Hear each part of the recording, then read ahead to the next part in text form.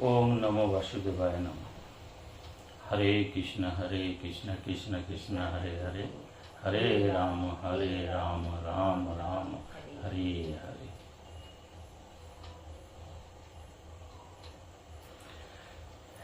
पांडवन निर्जला एकादशी, तार अपर नाम हलो भीमसेन एकादशी।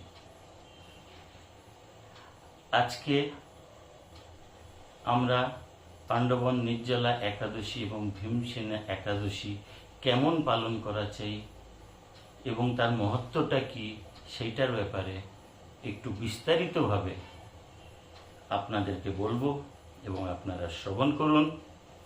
তাতে নির্জলা একাদশী খুব ভালোভাবে আনন্দ সহকারে পরিবারের সাথে আপনারা পালন করবেন।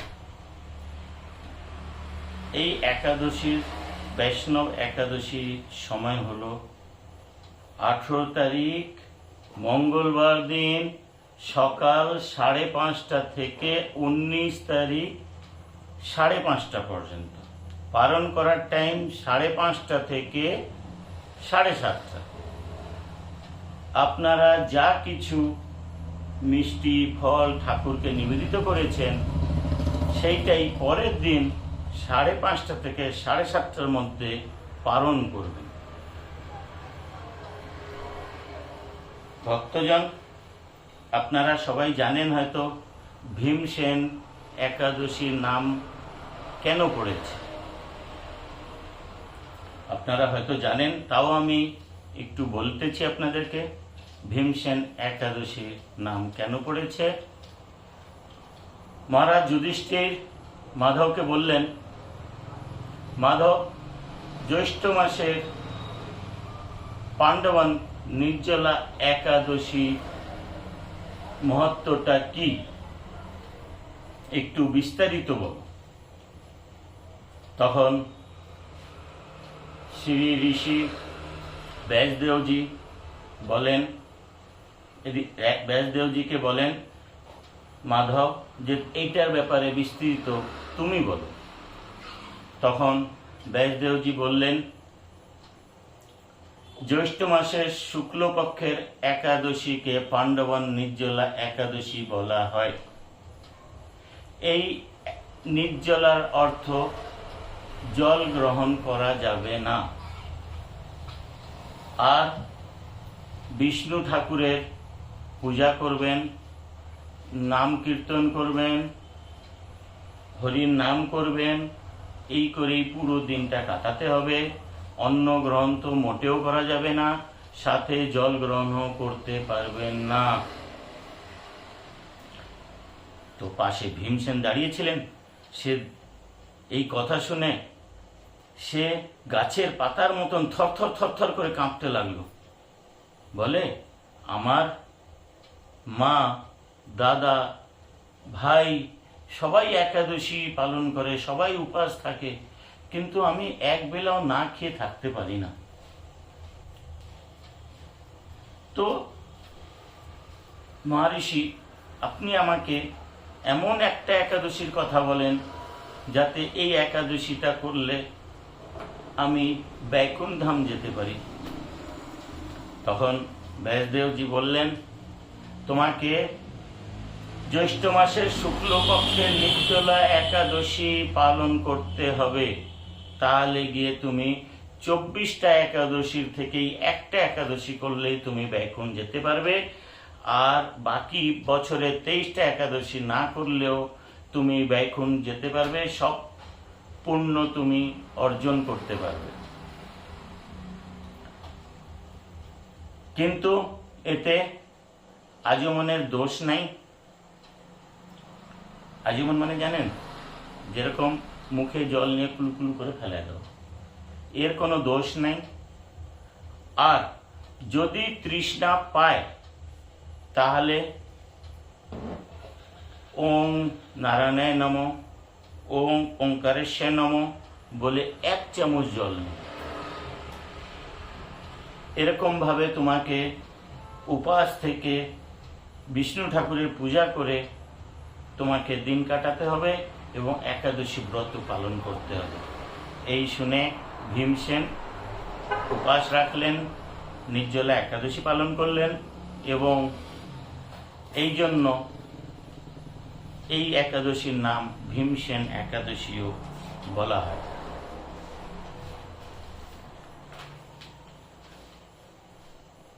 একাদশী করলে তার কি মহত্ব? একাদশী করলে তার কি মহত্ব? এই একাদশী খুবই কঠিন, জানেন, এই একাদশীটা খুবই কঠিন, সেনের মহত্ব অনেক বেশি। 23টা একাদশী থেকে এই একাদশীটার মহত্ব অনেক বেশি। আপনারা জানেন নির্জলা মানে জল গ্রহণ করা যাবে না, শুনেও সবাই ভয় পেয়ে যায়।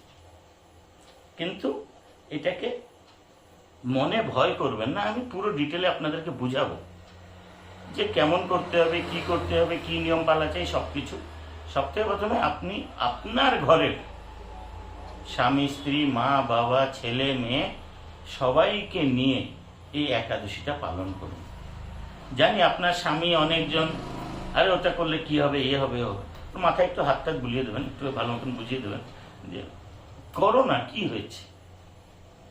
কিন্তু করার পরে মনে যা শান্তি পাবেন না, সে বলে বোঝানো যাবে না, এবং ঠাকুরের যা পুণ্য পাবেন সেও বলে বোঝানো যাবে না। আগে আমি আরো ডিটেলে বলবো আপনাদেরকে। যেরকম একটা উদাহরণ দিচ্ছি, আপনার ছেলে মেয়ে যদি ভালো রেজাল্ট করে বা কোনো ঠাকুরের বই পড়ে, তো আপনাদের মনে কতটা খুশি হয় বলেন? সেরকম এই একাদশী পালন করলে ঠাকুরও ততটা খুশি। ভগবান বলেন, পাণ্ডবন একাদশী পালন করে যারা স্বর্ণ মুদ্রার মতন ফল পাওয়া যায়,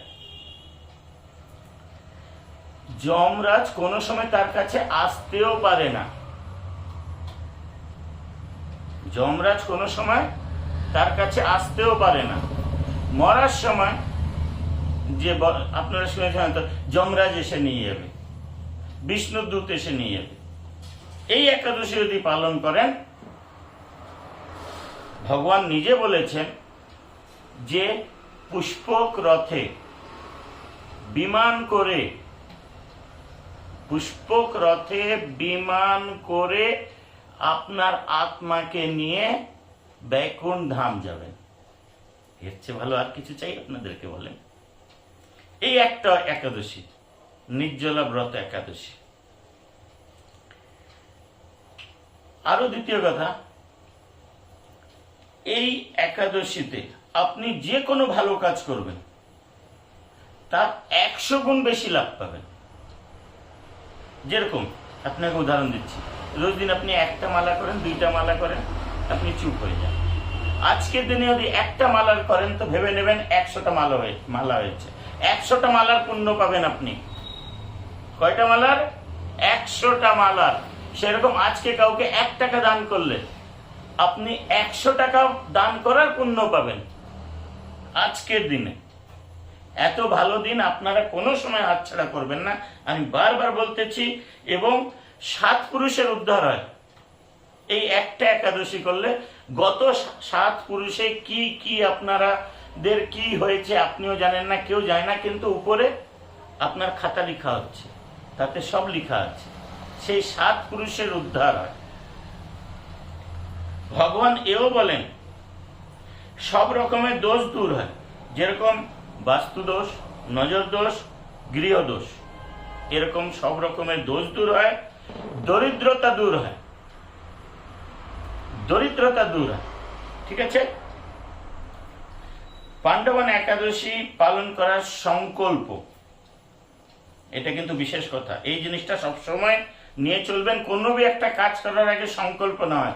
যেরকম একটা কোনো কাজ করতে যাবো, বাজারে যাব, তার আগে মনে ভেবেনি আজকে আমি বাজার যাবো, তাই এই জিনিস কিনতে হবে। সেরকম একটা একাদশী পালন করা বা পূজা করার আগে সংকল্প নিতে হয়। আপনারা সংকল্প মানে আমাকে বোঝানোর দরকার নেই, ভালোভাবেই আপনারা জানেন। সংকল্প নিতে হবে। সংকল্প নিয়ে আপনারা কাজে নামবেন। দেখেন, একটা কথা বলতেছি, এই একাদশী পালন করার জন্য কোনো নিয়ম নাই যে আমি কৃষ্ণ ঠাকুরের না, আমি রাম ঠাকুরের ভক্ত, বা আমি দুর্গা ঠাকুরের ভক্ত, আমি শিব ঠাকুরের ভক্ত, আর রামকৃষ্ণ ঠাকুরের ভক্ত, আমি এইটার দীক্ষা নিয়েছি ওইটার দিকে। আরে বিজ্ঞান বলেছে, আমি নিজের আগের প্রবচনেও আমি বলেছি, বিজ্ঞান বলেছে একাদশীতে উপবাস থাকলে আপনার পেট কোনোদিন খারাপ হবে না, ব্লাড প্রেশার অনেক বেশি থাকে, সেই জন্য সেদিনকে উপবাস থাকা চাই। তো বিজ্ঞান বলেছে, আগের আমি প্রবচনেও বলেছি। তো এই দিনটা আপনারা মোটেও হাতছাড়া করবেন না। কে কি বলছে সেও ছাড়েন। একাদশীতে আপনার মনে একটা বসে নেন যে আমাকে একাদশী পালন করতে হবে, মানে হবে। এখন সংকল্পের ব্যাপার। 18 তারিখে একাদশী, মঙ্গলবার ভোর 5:30টার সময় একাদশী। আপনারা একটা কাজ করবেন, 17 তারিখ সন্ধ্যাবেলায় ঠাকুরের কাছে, বিষ্ণু ঠাকুর, কৃষ্ণ ঠাকুর, নারায়ণ ঠাকুর, যে ঘরে যা আছে আপনার কাছে, তার কাছে হাত জোড় করে বসবেন। বসে বলবেন যে ঠাকুর, আমি পাণ্ডবন নির্জলা একাদশী করতে চলেছি, খুব কষ্ট হবে শরীরে, যদি সেরকম কষ্ট হয়, আমি যদি জল, ফল, ফলের রস, খিচুড়ি খাই, তো তুমি আমাকে ক্ষমা করে দেবে। এই সংকল্প নেবেন। তো সংকল্প নিলে কি হয়, ঠাকুরও সাহায্য করে। ঠাকুরও শুনেছে যে এই মানুষ আমাকে আগে থেকেই বলতে, যদি না থাকতে পারি তাহলে আমি কে ক্ষমা করে দাও। তো সংকল্প করার জন্য ঠাকুরও আপনাদেরকে সাহায্য করবে। আরো দ্বিতীয় কথা, সপ্তাহের কথা, মন আর জীব। জীব লোভ হয়, মন বিচলিত হয়। জীব মনকে আপনি যদি স্থির করে নেন তো কোনো কষ্ট হবে না। মন খুলে আপনি নির্জলা একাদশী করেন, আপনার কোথাও কোনো অসুবিধা হবে না। এটা মনে রাখবেন যে নির্জলা একাদশীর দিন খালি উপবাস থাকবেন আর আপনার নির্জলা একাদশী পূর্ণ হয়ে যাবে, এও কোনো সময় হবে না। যদি আপনি চাকরি করেন তো ছুটি নিয়ে নেন, আর বাচ্চারা যদি স্কুল থাকে, স্কুল থেকে ছুটি নিয়ে নাও।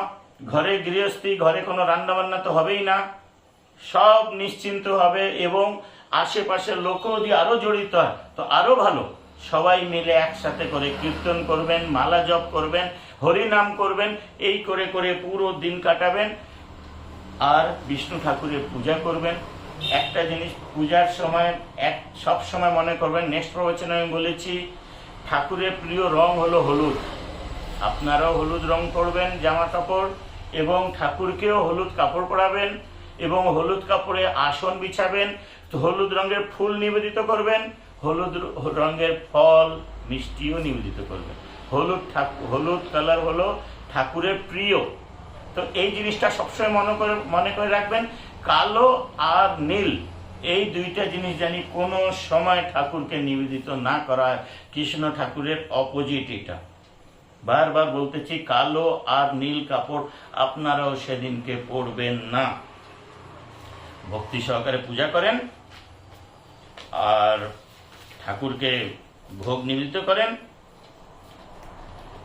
আর সেদিনকে হরিনাম কীর্তন তো করবেনই করবেন, ভাগবত পড়েন, ভাগবতম পড়েন, চৈতন্য চরিতামৃত পড়েন, দিনে জাগরণ করবেন, দিনে ঘুমাবেন না একেবারে।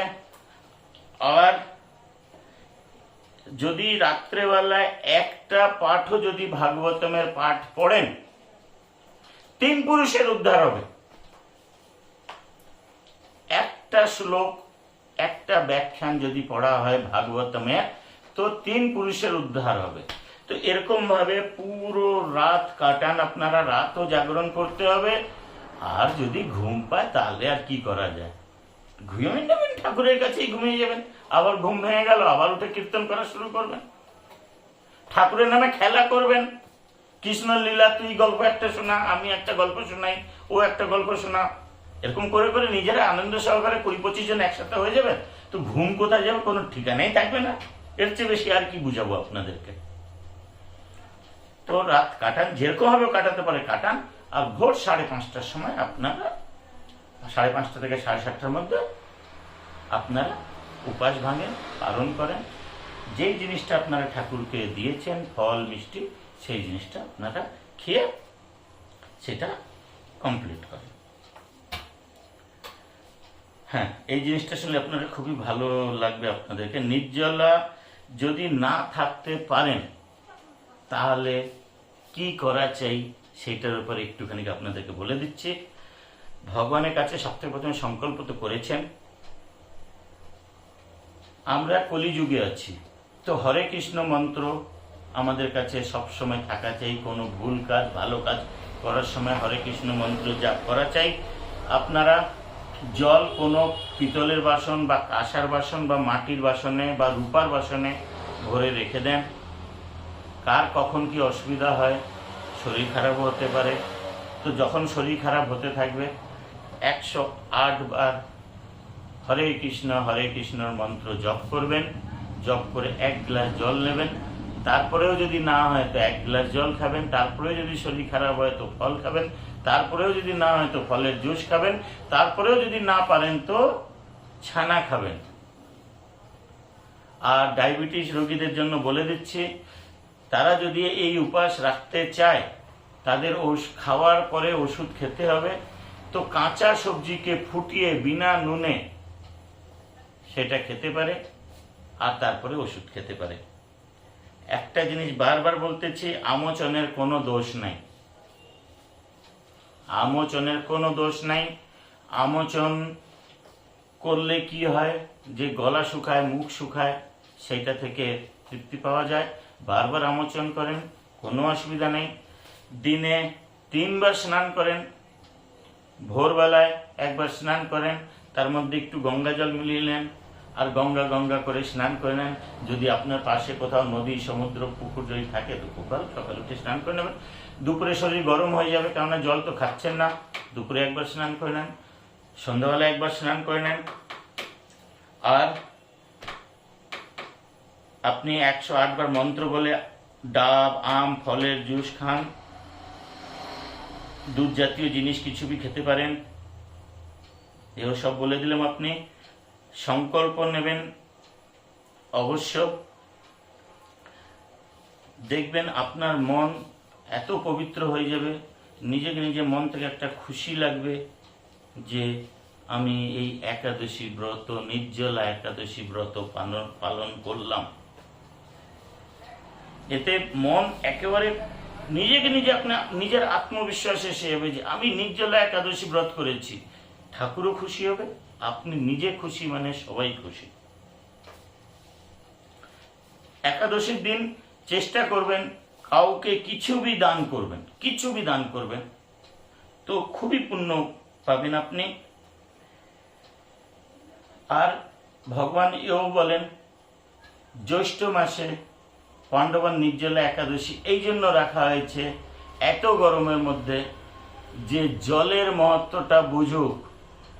মানুষ জলকে বুঝতে পারে না যে জলটা কি।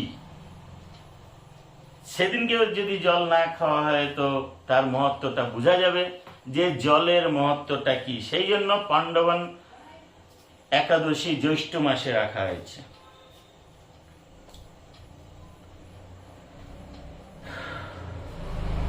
তো সবাই আনন্দ সহকারে পাণ্ডবন নির্জলা একাদশী পালন করুন। বন্ধু বান্ধব, মাতা পিতা, ছেলে মেয়ে সবাইকে নিয়ে একাদশী পালন করুন। প্রভুপাদের গ্রন্থ পড়ুন, রাধা গোবিন্দের জয়, গৌর নিতাইয়ের জয়। আমি আপনাদেরকে জিজ্ঞেস করতে চাই, কারো কিছু প্রশ্ন জিজ্ঞেস করার থাকলে জিজ্ঞেস করতে পারেন, যে নির্জলা একাদশী পালনের ব্যাপারে বা কিছু যদি জিজ্ঞেস করার হয় তো আপনারা মনে কোনো কোশ্চেন থাকলে আমাকে জিজ্ঞেস করেন। আমি তার উত্তর যতদূর সম্ভব আমি আপনাদেরকে নিরাকরণ করব। ভক্তগণ, কেউ কিছু জিজ্ঞেস করার আছে? না থাকলে আমার প্রবচন এখানেই শেষ করতেছি। সবাই হাত উঠান, বলেন হরে কৃষ্ণ কৃষ্ণ কৃষ্ণ হরে হরে, হরে রাম রাম রাম হরে হরে। একটা কথা বলি আপনাদেরকে, এই হাত উঠিয়ে হরে কৃষ্ণ কেন বলা হয়? কেউ বলতে পারবেন? দেখেন, আপনাকে একজন কেউ বন্দুক লাগালো, হ্যান্ডস, তো আপনি হাতটা উঠিয়ে দিলেন। তার মানে হরে কৃষ্ণ মন্ত্র বলতেছি যে আমার শরীরকে আমি ঠাকুরের জন্য নিবেদিত করে দিলাম। আমি ঠাকুরকে সামনে সিলিন্ডার হয়ে গেলাম যে ঠাকুর তুমি যা করার করো, আমি তোমার জন্য। আমি এই জন্য হাত উঠিয়ে হরে কৃষ্ণ মন্ত্র বলা হয়। আরেকবার সবাইকে বলি, হরে কৃষ্ণ কৃষ্ণ কৃষ্ণ হরে হরে, হরে রাম রাম রাম হরে হরে। রাধা গোবিন্দের জয়, গৌর নিতাইয়ের জয়, হরি বল। প্রভুপাদের জয়, ভক্তগণের জয়, পাণ্ডব নির্জলা একাদশীর জয়।